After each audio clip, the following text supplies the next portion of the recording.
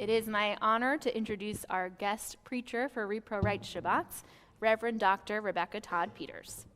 Reverend Dr. Peters is a professor of religious studies at Elon University and past president of the Society of Christian Ethics. She is author of Trust Women, a progressive Christian argument for reproductive justice, and is the principal investigator for the Abortion and Religion Study, which is interviewing Jews, Christians, and Muslims having abortions across the U.S.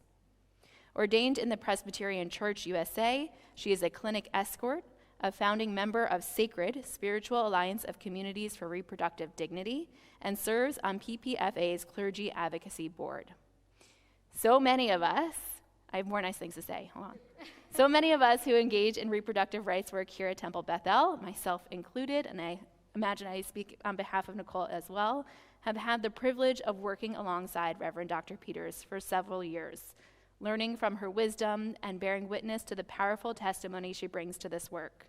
She has been an extraordinary ally, a brilliant teacher, a trusted partner to us here at Temple Beth. We are deeply grateful for her friendship and could not be more honored to have her here preaching tonight. It is my joy to invite Reverend Dr. Rebecca Peters to the bema.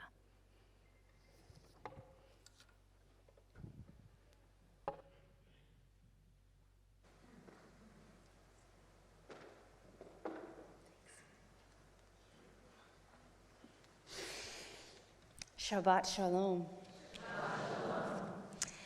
Thank you for that lovely introduction, and I just want to tell you how honored I am to be here with you to share this in this Shabbat service. So a week ago, last Friday, a bill was introduced in Iowa that would not only abolish and criminalize abortion, but would classify abortion as a homicide, and thus open the door for life imprisonment for abortion providers and for women having abortions.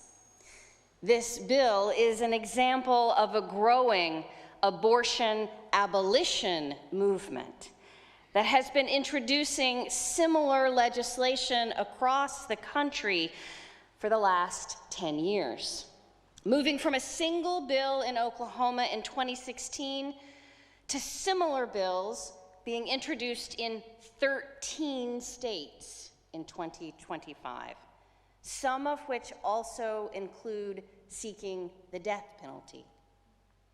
Some of you may remember that one of these bills was introduced in North Carolina in 2021. NC 158 sought to put a constitutional amendment on the ballot that would have declared that life begins at fertilization.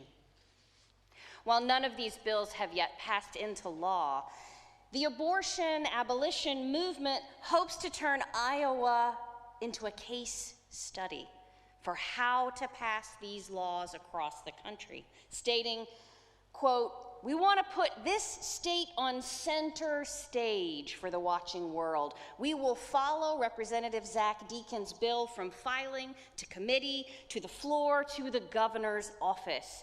Every legislator who touches this bill will be put on notice. And if they do the wrong thing, be put on blast. If they move the bill, they are heroes. If they table it or kill it, the world will know their names. The arguments and excuses used to kill abolition in Iowa are the same ones used in various other states.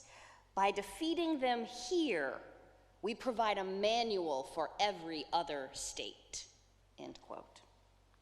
The Foundation to Abolish Abortion just concluded its annual conference 2 days ago in Iowa, where they platformed 9 white Christian men to preach their anti-abortion message, including their president, Bradley Pierce, who's the author of all of these bills that are being pushed out to state legislators across the country.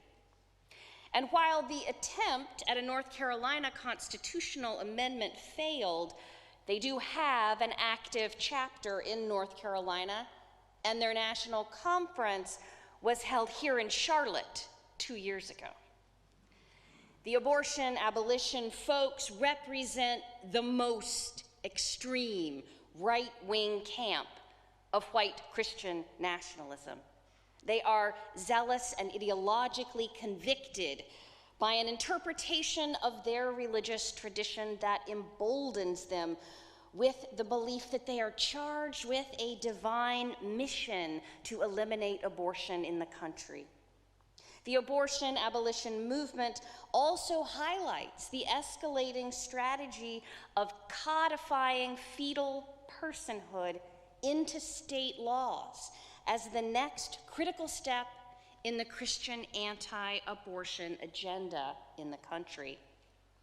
A strategy, perhaps surprisingly, related to the Torah portion for today on Repro Shabbat. But I'll get to that in a minute.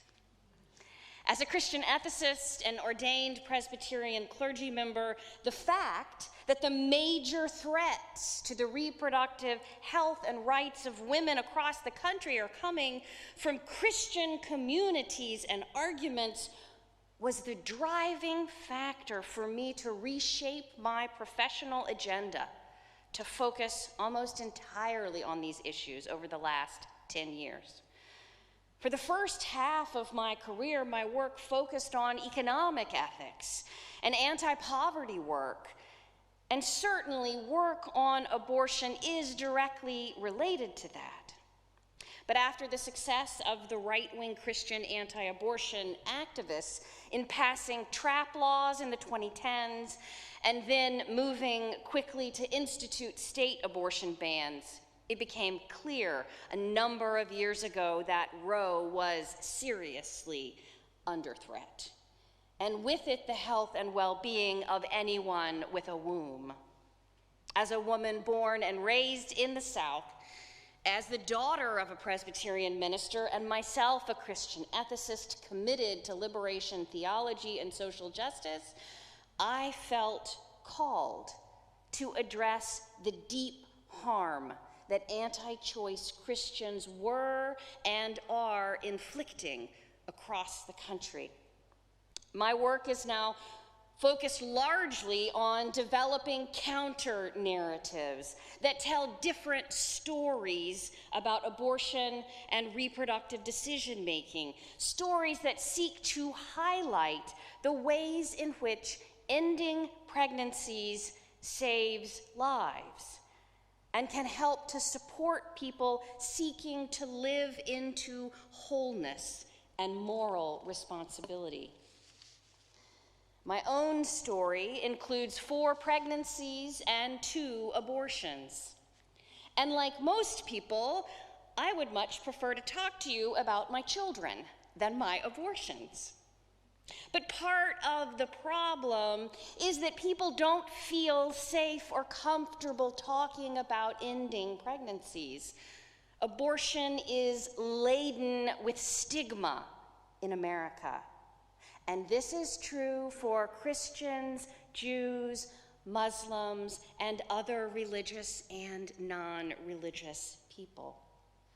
The stigma that Christians have brought to the table has spilled over and filled our public spaces in deeply shaming ways. This shame and stigma has functioned to silence women and to erase the moral complexity of abortion from public awareness. For the past 5 years, I've been a principal investigator on the abortion and religion study, as Lexi said, which is interviewing Jewish, Christian, and Muslim women having abortions across the country. One interesting finding among Christian women was the number of them who expressed the belief that abortion is a sin, but hadn't heard it from their local congregation or their local clergy. This raised the question for us about where all these women were getting these shaming messages about the morality of abortion, if not from their own religious leaders. Our hypothesis is that the dominant public anti-abortion theology that is being propagated across the country via billboards and bumper stickers, protest signs, and marches is shaping people's beliefs about the morality of abortion, and that this public theology often eclipses other more nuanced and theologically thoughtful teachings about abortion. We also found that this public anti-abortion theology impacted Jewish and Muslim women in our study. Katana, is a pseudonym of a 25-year-old Jewish woman living in North Carolina, told us, quote, "Going into it, I felt a lot of guilt and sadness and shame, societal shame. Not really personal shame, but definitely societal shame. When I was going into Planned Parenthood, all along the street, there were pictures of mutilated fetuses and just things that were saved from abortion and Bible thumpers and stuff like that, just all around the street. And seeing the pictures made me feel like a piece of beep. And yeah, so just the stigmas that come with abortion and all the pro-lifers out there and their opinions and how a life is a life and yada, yada, yada. So that's just some of the survival shame that I felt. But I'm very much pro-choice and always have. But there's certain things that just seep into your mindset, unfortunately." End quote. As Katana notes, this public theology frequently invokes Scripture and God to support its message of shaming and humiliating and demeaning women who end their pregnancies. So, just how does this public anti-abortion theology and the abortion abolition movement connect with today's Torah portion? Good question. After Roe v. Wade was decided, people who disagreed with the ruling developed a strategy of fighting abortion that hinged on the theological belief that the prenate is a person. I use this word prenate to refer to the developing entity during gestation for as long as the prenate resides inside the woman and is dependent on her body and her blood to exist.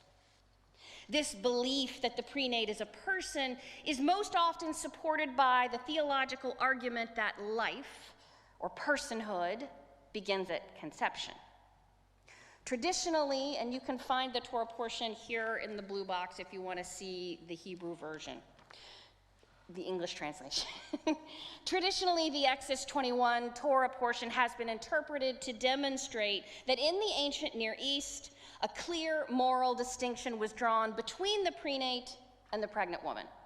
If two men were fighting and struck a pregnant woman, causing a miscarriage, the man must pay a fine. If, however, the pregnant woman were to die from her injuries, then the penalty of lex talionis, or a life for a life, would apply. The general consensus is that this text demonstrates that while prenatal life has value, it does not have the same value as the life of a pregnant woman. By contrast, let me share with you an alternate version of this text. "And if two men strive and smite a woman with child, and her child be born imperfectly formed, he shall be forced to pay a penalty. As the woman's husband may lay upon him, he shall pay with a valuation. But if it be perfectly formed, he shall give life for life, eye for eye, tooth for tooth, hand for hand, foot for foot, burning for burning, wound for wound, stripe for stripe." This is an English translation from a 3rd century BCE Greek translation of the Hebrew Bible, known as the Septuagint. Did you get that? Right? So, Jews in Alexandria were living in the Greek Empire. They needed to translate the Hebrew text into Greek so that the Jews in Alexandria could read it. So that's the Septuagint. In this translation, the Hebrew word asan which most Jewish commentators consider to mean something like fatal injury or tragic death, or in its most simple version, harm, was translated into the Greek as exikonesmenon, which literally means from the image, but gets translated into English as formed. So the Septuagint is the version of the Hebrew Bible most commonly used by the early Christian fathers. So then when Jerome, one of the Christian fathers, translates or creates a Latin translation, he doesn't translate it from the Hebrew, he translates it from the Septuagint, furthering this influence within Christian theology. And so within Christian history and theology, the Septuagint version of Exodus 21 reflects a very different focus from the Hebrew version. Biblical scholar Chaim Cohen has argued that the rabbinic interpretation of this biblical law implies that if a person is liable for causing a pregnant woman to miscarry, it is a capital offense only if the pregnant woman also dies. And this interpretation is based on the assumption that the death of the prenate is implied in both of the situations mentioned in the law. So the circumstance that changes and prompts a different penalty is the death of the pregnant woman. Cohen demonstrates that this rabbinic interpretation is consistent with 15 other parallel laws in the ancient Near East across 5 different law collections. And while each of these 15 laws differ very slightly, what is consistent is that a miscarriage occurs and that the sole penalty for the miscarriage is almost always a fine. Cohen goes on to note that few biblical laws have so many parallels in so many diverse ancient Near Eastern legal collections, clearly indicating that fines for causing miscarriage were part and parcel of common ancient Near Eastern legal tradition.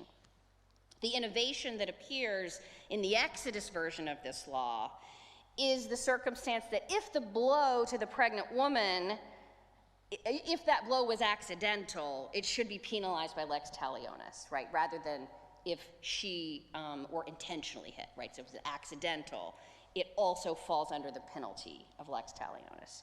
In Christian contexts, however, the Septuagint translation has shifted the focus away from this innovation and focuses it on the developmental stage of the pregnancy. By translating asan as exikonismenon, the Greek translation opened the door for subsequent translations of the text to argue that what happens in the text isn't referring to a miscarriage, but rather a premature birth. Subsequently, Christian theologians who read the Septuagint thus focused on the difference between a blow that causes miscarriage, unformed, versus one that caused a stillbirth, formed, instead of the difference between a miscarriage and the death of a pregnant woman.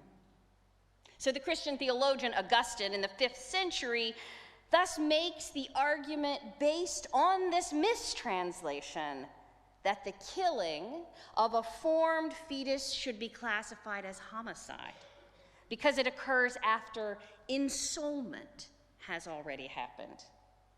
This belief about ensoulment also reflects the Greek sensibilities that were there in Alexandria and other surrounding communities, that ensoulment, this all comes from Aristotle. Aristotle argued that ensoulment happens for males at 40 days and for females at 80 or 90 days.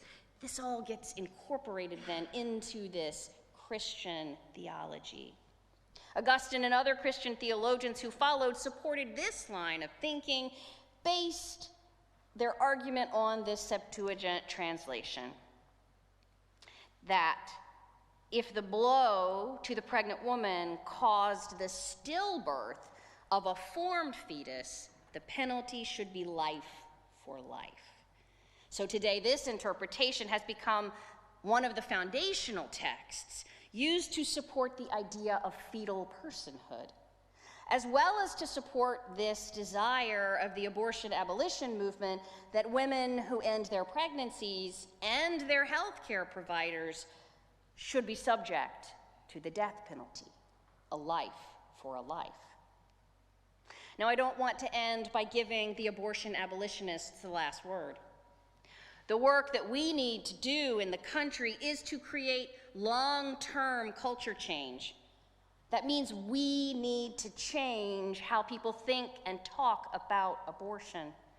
And so the last words will belong to the women who shared their stories with us, because the deep value of the abortion and religion study is in amplifying the voices and experiences of religious women whose reproductive stories include abortion.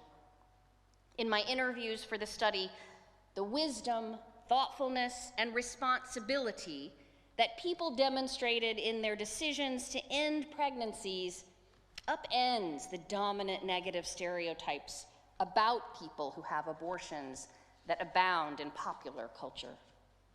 Kiara, a 28-year-old nurse with a 3-month-old and a 1-year-old, knew she couldn't raise her 2 existing children well and have a 3rd child. In fact, she shared that having another baby would be selfish, focused only on her own needs and desires, not the needs of her children. Like Kiara, 60% of people having abortions already have at least 1 child. And so many mothers across the country are struggling to care for the children they already have. Then there was Grace, a 23-year-old student who wants to have children someday, but knows she isn't ready yet. And she told me, "I want my child to be wanted." Abortion decisions that reflect insight about whether one is ready to be a good parent are mature and responsible decisions. They are also consistent with the theological belief that parenting is a sacred responsibility that ought to be entered into seriously and with care. I have learned so much from the women I have interviewed. One of my favorite insights came from Emma, a 27-year-old student who told me she was so tired of how anti-choice Christians are always talking about how God knit us together in our mother's wombs. She said, "I knit, and I undo my knitting all the time. Knitting projects aren't very solid. That's the beauty and the gift of being the artist. You can make the choice." Emma reminded me of what it means to be a theologian. I believe that there are always new ways to think about Scripture and new insights and experiences that open us up to reading and interpreting texts with wonder and wisdom. My work has become a ministry of dismantling the negative and stigmatizing Christian messaging about abortion and refusing to cede the interpretation of sacred texts to those who would use them for ill. In my work, I seek to reclaim texts like Exodus 21 and Psalm 139 for liberation and justice, and to develop, promote, and preach morally rich theologies and spiritual teachings that reflect theologies of reproductive dignity, justice, and love. May it be so.